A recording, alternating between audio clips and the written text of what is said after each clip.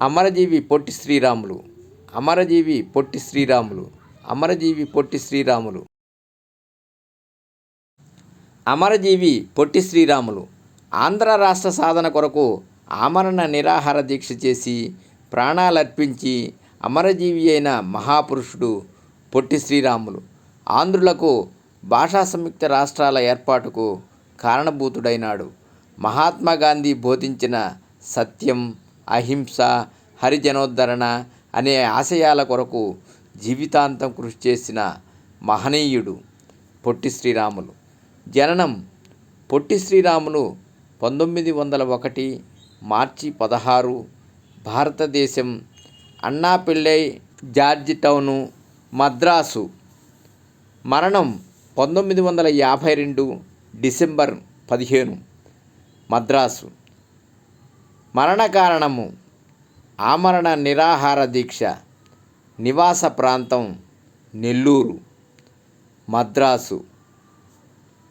ఇతర పేర్లు అమరజీవి. వృత్తి స్వాతంత్ర సమరయోధుడు, రాజకీయ నాయకుడు. మతం హిందూ మతం. తండ్రి గురవయ్య, తల్లి మహాలక్ష్మమ్మ. కవిత అది గొప్ప యౌకోకో. ఎప్పుడు వెన్నెముకను దానమిచ్చే దధీచి మౌనియతడు.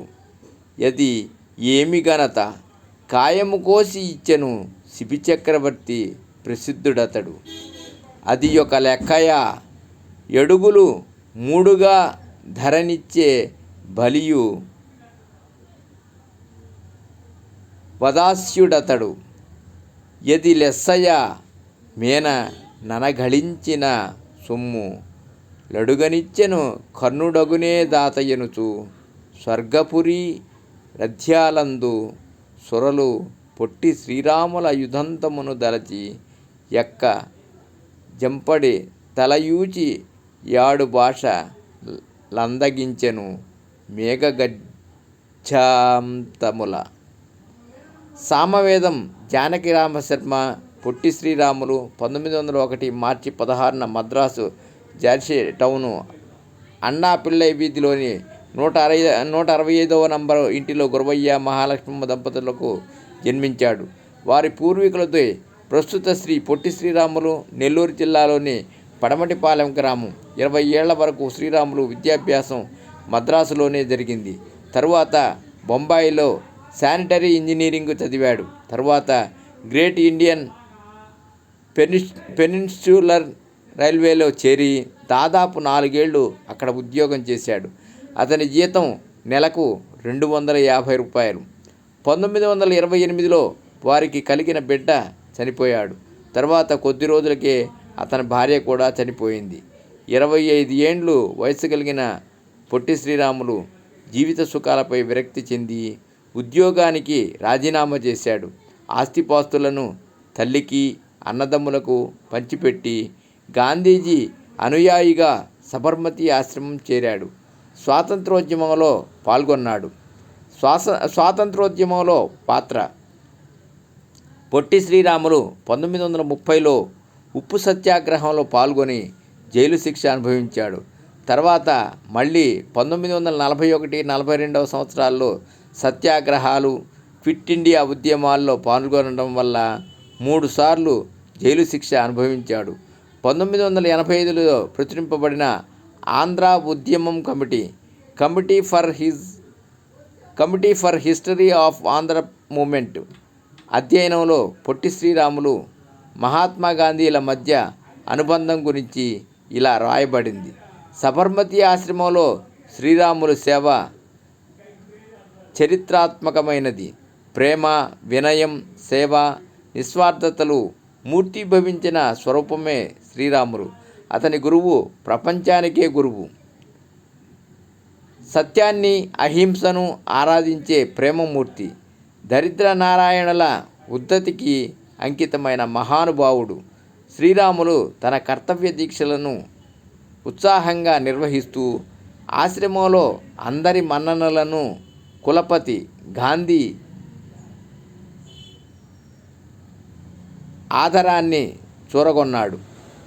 గుజరాత్ రాష్ట్రంలోని రాజ్కోట్లోను, ఆంధ్రాలో కృష్ణా జిల్లాలోని కొమరబోలులోను గ్రామ పునర్నిర్మాణ కార్యక్రమాల్లో పాల్గొన్నాడు.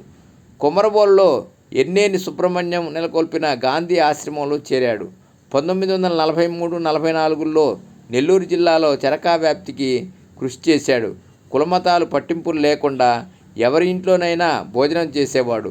1946లో నెల్లూరు మూలపేటలోని వేణుగోపాలస్వామి ఆలయంలో హరిజనుల ప్రవేశం కోసం నిరాహార దీక్ష భూని సాధించాడు. మరోసారి నిరాహార దీక్ష చేసి మద్రాసు ప్రభుత్వం చేత హరిజనోద్ధరణ శాసనాలను ఆమోదింపచేశాడు. దీని ఫలితంగా వారంలో కనీసం ఒకరోజు హరిజనోద్ధరణకు కృషి చేయవలసిందిగా ప్రభుత్వం కలెక్టర్లకు ఉత్తర్వులు ఇచ్చింది. గాంధీజీకి శ్రీరాములు అంటే ప్రత్యేకమైన అభిమానంతో పాటు అతని మంకుతనం మీద కాస్త చిరాకు కూడా ఉండేవి. శ్రీరాములు వంటి కార్యదీక్షాపరులు 10 మంది ఉంటే ఒక్క సంవత్సరంలోనే స్వాతంత్రం సాధించవచ్చునని గాంధీజీ అనేవాడు. 1946 నవంబర్ 25న ఈ గాంధీ శిష్యుడు మద్రాసు ప్రొవిన్సులోని అన్ని దేవాలయాలలోనూ హరిజనులకు ప్రవేశం కల్పించాలని ఆమరణ నిరాహార దీక్ష ప్రారంభించాడు. కొద్ది రోజుల్లోనే స్వాతంత్రం రావచ్చునన్న ఆశాభావంతో కాంగ్రెస్ నాయకులు సభ్యులందరి దృష్టి ఆ స్వాతంత్రోద్యమంపైనే ఉంది. కనుక శ్రీరాములు దీక్షను మానుకోవాలని వారు సూచించినా అతను వినకపోయేసరికి ఇక వారు గాంధీని ఆశ్రయించారు. ఎలాగో గాంధీ శ్రీరాములకు నచ్చజెప్పి దీక్ష విరమింపజేశాడు. అప్పుడు మహాత్మా గాంధీ టంగుటూరి ప్రకాశంకు ఇలా రాశాడు: అమ్మయ్య, శ్రీరాములు దీక్ష నువ్వు చెప్పినట్లు విరమించుకోవడం నాకు సంతోషం. దీక్షను మానుకొన్నాక నాకు అతను టెలిగ్రామ్ పంపాడు. అతను ఎంతో దీక్షాపరుడైన ఉద్యమకారుడైనా కానీ కాస్త తిక్క మనిషి, ఎసెంట్రిక్. 1952లో శ్రీరాములు దీక్ష మాన్పించడానికి గాంధీజీ జీవించి లేడు. ఉన్నా కానీ ఆంధ్రోద్యమంపై అతనుకున్న దృఢత్వం అచంచలమైనది. జీవితం చివరి దశలో నెల్లూరులో ఉంటూ హరిజనోద్ధరణకు కృషి చేశాడు. దీని గురించిన నినాదాలను అట్టలకు రాసి మెడకు వేలాడదీసుకొని ప్రచారం చేసేవాడు. కాళ్లకు చెప్పులు, తలకు గొడుగు లేకుండా మండుటెండల్లో తిరుగుతూ ప్రచారం చేసే ఆయన్ను పిచ్చివాడనుకునేవారు. ఆ పిచ్చివాడే ఆంధ్రుల చిరకాల స్వప్నమైన ప్రత్యేక రాష్ట్రాన్ని సాధించేందుకు ప్రాణత్యాగానికి పూనుకొని అమరజీవి అయ్యాడు. ఆంధ్ర రాష్ట్ర సాధన దీక్ష. మద్రాసు రాజధానిగా ఉండే ప్రత్యేక ఆంధ్ర రాష్ట్ర సాధన కొరకు మద్రాసులో 1952 అక్టోబర్ 19న బులుసు సాంబమూర్తి ఇంట్లో నిరాహార దీక్ష ప్రారంభించాడు. చాలా మామూలుగా ప్రారంభమైన దీక్ష క్రమంగా ప్రజల్లో అలజడి రేపింది. ఆంధ్ర కాంగ్రెస్ కమిటీ మాత్రం దీక్షను సమర్థించలేదు. ప్రజలు మాత్రం శ్రీరాములకు మద్దతుగా సమ్మెలు, ప్రదర్శనలు జరిపారు. ప్రభుత్వం మాత్రం రాష్ట్రం ఏర్పాటు దిశగా విస్పష్ట ప్రకటన చేయలేదు. చివరికి 1952 డిసెంబర్ 15 అర్ధరాత్రి పొట్టి శ్రీరాములు తన ఆశయ సాధనలో ప్రాణాలర్పించి అమరజీవి అయ్యాడు. ఆగ్రహావేశులైన ప్రజలు హింసాత్మక చర్యలకు పాల్పడ్డారు. మద్రాసులో జరిగిన ఆయన శవయాత్రలో నినాదాలతో ప్రజలు ఆయన త్యాగనిరతిని కొనియాడారు. తదుపరి జరిగిన పరిణామాలలో మద్రాసు నుండి విశాఖపట్నం వరకు ఆందోళనలు, హింస చెలరేగాయి. పోలీసు కాల్పుల్లో ప్రజలు మరణించారు. చివరికి డిసెంబర్ 19న ప్రత్యేక రాష్ట్రం ఏర్పాటు చేస్తూ ప్రధానమంత్రి జవహర్లాల్ నెహ్రూ ప్రకటన చేశాడు. ఆంధ్ర రాష్ట్రం ఏర్పడితే ఒక్కరోజు కూడా ఆంధ్రులు మద్రాసులో రాజధాని పెట్టుకోవటానికి వీల్లేదని, మరునాడే వెళ్ళిపోవాలని చక్రవర్తుల రాజగోపాలాచారి తెగేసి చెప్పాడు. అయితే కాకతీయులు పాలించిన వరంగల్లు రాజధానిగా బాగుంటుందని అంబేద్కర్ సూచించారు. రాజమండ్రి కూడా మంచిదేనన్నారు. విజయవాడ కమ్యూనిస్టుల కంచుకోట కాబట్టి కాంగ్రెస్ వాళ్ళు ఒప్పుకోలేదు. నెల్లూరు, చిత్తూరు నాయకులు మాకు మద్రాసు దగ్గరగా ఉన్న సౌకర్యం వదులుకోవాలా అని అలిగారు. కోస్తా వాళ్లను మేము నమ్మం, రాజధాని రాయలసీమలోనే పెట్టాలని, లేకపోతే ఆంధ్ర రాష్ట్రమే వద్దని నీలం సంజీవరెడ్డి తదితరులు ఎదురు తిరిగారు. గత్యంతరం లేక కర్నూలు రాజధానిగా 1953 నవంబర్ 1న ఆంధ్ర రాష్ట్రం ఏర్పరిచారు. బళ్ళారి, భరంపురం, హౌస్పేట్, తిరువళ్ళూరు లాంటి తెలుగు ప్రాంతాలు కూడా వదులుకొని ఆంధ్ర రాష్ట్రం ఏర్పరిచారు. మరణం. రోజురోజుకి ఆరోగ్యం క్షీణిస్తూ ఉన్న శ్రీరాముల్లో మనోధైర్యం మాత్రం మరింత పెరుగుతుండేది. తన ఆరోగ్యానికి ఏమీ డోకా లేదని ఆయన ఉత్తరాల్లో పదే పదే చెప్పేవారు. నవంబర్ 27వ తేదీ నాటికి శ్రీరాములు ఇంట్లోనే కొద్దిగా తిరుగుతూ అవసరాన్ని బట్టి మాట్లాడుతుండేవాడు. ఆ తర్వాత అతని ఆరోగ్యం క్రమంగా క్షీణించసాగింది. వార్తాపత్రికల్లో ఆయన ఆరోగ్యంపై ఆందోళన వ్యక్తమయ్యేది. డాక్టర్లు వచ్చి రక్త పరీక్షలు కూడా చేశారు.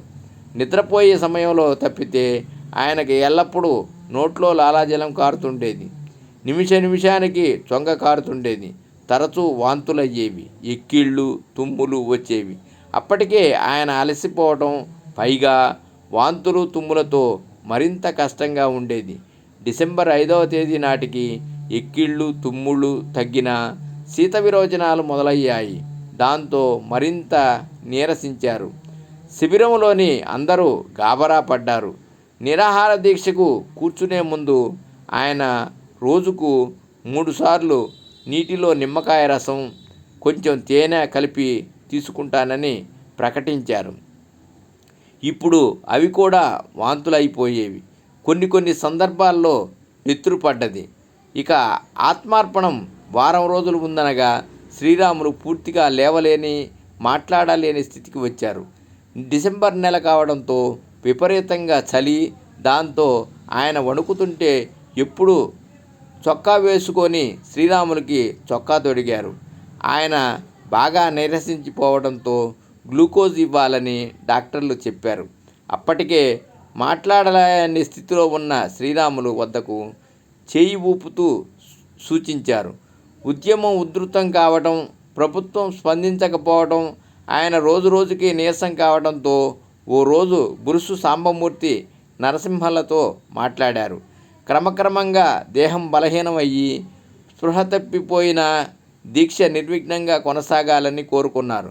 స్పృహ లేనప్పుడు ఎవరు బలవంతంగా ఇంజెక్షన్ ద్వారా ఆహారం ఎక్కించరాదని ఆయన చెప్పారు. అప్పటికే రాష్ట్రంలో జరుగుతున్న అల్లర్లను ఆయన వ్యతిరేకించారు. ఆఖరి రోజు డిసెంబర్ 15 శ్రీరాములు ఆత్మార్పణ రోజు. ఉదయం నుంచే ఆయన స్పృహలో లేరు. కళ్ళు తెరిచారు. అంతలోనే మూతలు పడిపోయేవి. చేతులు కదిపేందుకు కూడా శక్తి లేదు. 54 పౌండ్ల అంటే 24.5 కేజీలు బరువు తగ్గారు. నాడీ కదలిక, శ్వాసతీరులో మార్పు వచ్చింది. 16 గంటల పాటు మూత్రం స్తంభించింది. నోటమాట కష్టమైంది. అప్పుడప్పుడు అపస్మారక స్థితిలోకి వెళ్ళేవారు. సందర్శకులను నిలిపివేశారు. సాయంత్రం వచ్చిన ప్రకృతి చికిత్సకులు వేగిరాజు కృష్ణమరాజు ఆయన సతీమణులతో మాట్లాడలేకపోయినా చిరునవ్వుతో స్వాగతం పలికారు. అప్పటి నుంచి క్రమంగా శరీరం చల్లబడిపోయింది. రాత్రి 11:23 పొట్టి శ్రీరాములు ఆంధ్ర రాష్ట్రం కోసం తనను తాను బలిదానం చేసుకున్నాడు.